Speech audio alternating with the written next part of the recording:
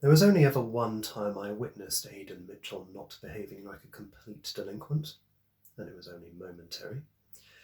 If he bothered to show up to class, he very often would be the very last one, but he was certainly the very first one out of the door when the bell rang.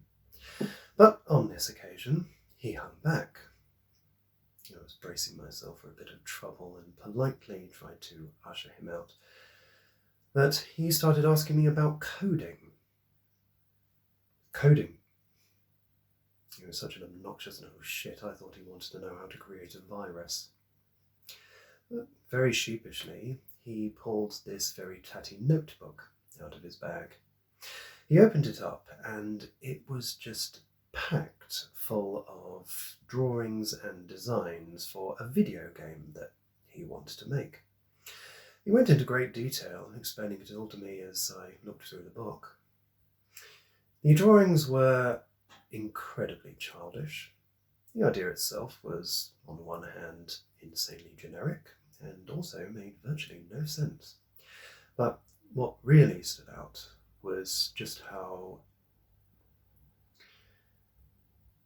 disturbingly misogynistic and horrendously offensive it all was. But putting all that to one side, I was just absolutely amazed by how much thought and work he put into it, and how enthusiastic he was about it too. He was almost oozing with ambition. If only he'd been so enthusiastic in class. I know I was his computer science teacher, but I wasn't sure why he opened up and confided his idea in me. Then he started asking me about coding and game design at university. Now, his grades in my class were appalling, so I have no reason to assume that he was any better in any other class. And just the very thought of someone as imbecilic and uncouth as Aidan Mitchell attending university, someone with zero aptitude to succeed in such an environment.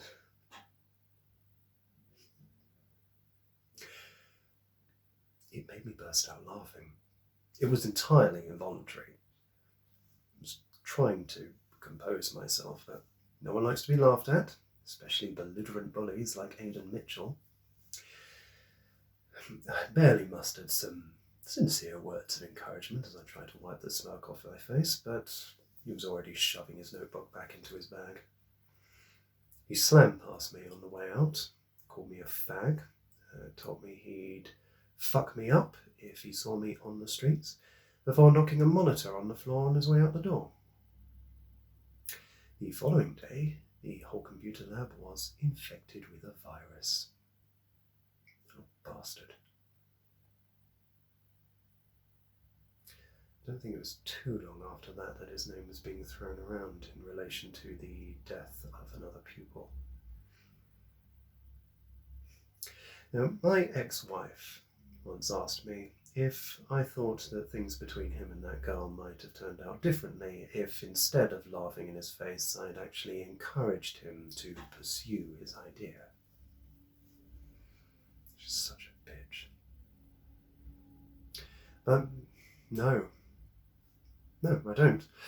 I'm sure I could have found him some resources that he could have used to build up some of the skills that he wanted, but there are plenty of genuinely good kids, actually eager to learn and deserving of such attention and time, who don't get it. And she hadn't seen what was inside that notebook. Depriving the world of whatever was going on in that boy's head is probably the best thing I have ever done.